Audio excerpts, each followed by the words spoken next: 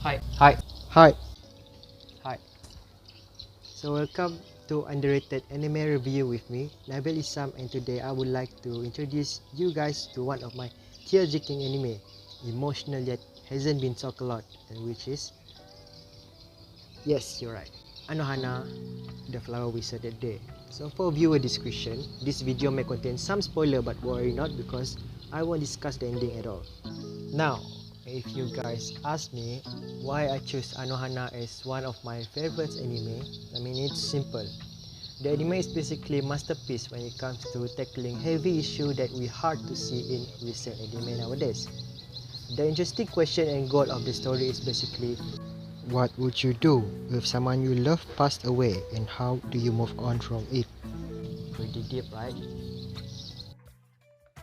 Well, the story Anohana follows a group of friends as they come to terms with the death of their friend Menma and her spirit coming to pester their character Yadomi. When Menma dies in an accident when the group of friends are in 6th grade, the show flashes 6 years into the future. Menma then asks Yadomi for a wish to be granted and explains she won't be able to pass into the afterlife until it is fulfilled. He reaches out to the rest of the group and asks for help in fulfilling the wish since Menma cannot remember what is that needs to be fulfilled. Although there is an initial tension and doubt, as the friends come to think he is hallucinating, Menma reveals herself to the entire group and they begin to process and figure out what to do. Essentially, the story vision of Anohana is an exploration of what we value, how we mourn, how we love, and how we remember things together, in the face of death and internal impermanence of all things. In the task of helping the spirit of Menma, the group realizes they are the key to resolving this problem.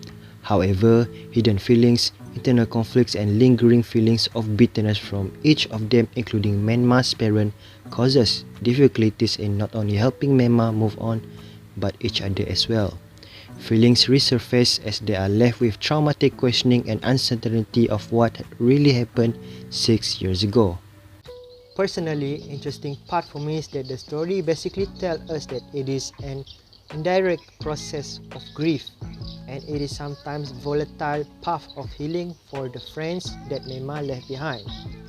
The sad thing is that her friend's life is still unified around her traumatic departure as they continue to attempt to cope with her death.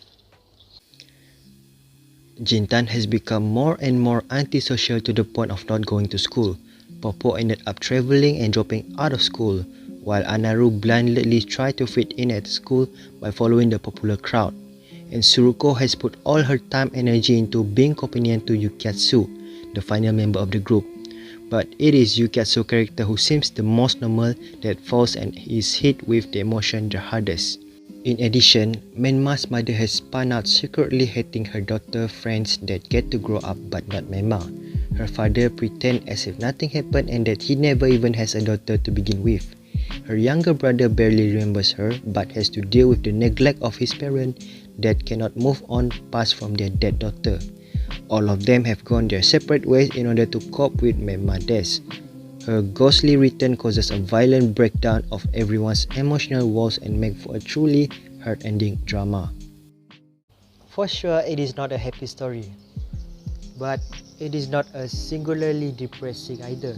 It highlights how the death of a child derailed the lives of those around her, but at the same time, it also points out that although there are depressing revelation and heartbreaking moments, the experience of loss can teach us something.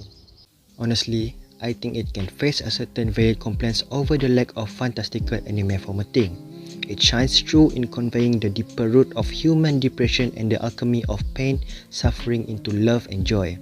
It certainly stands a part of a show that makes you think, reflect, feel, and understand.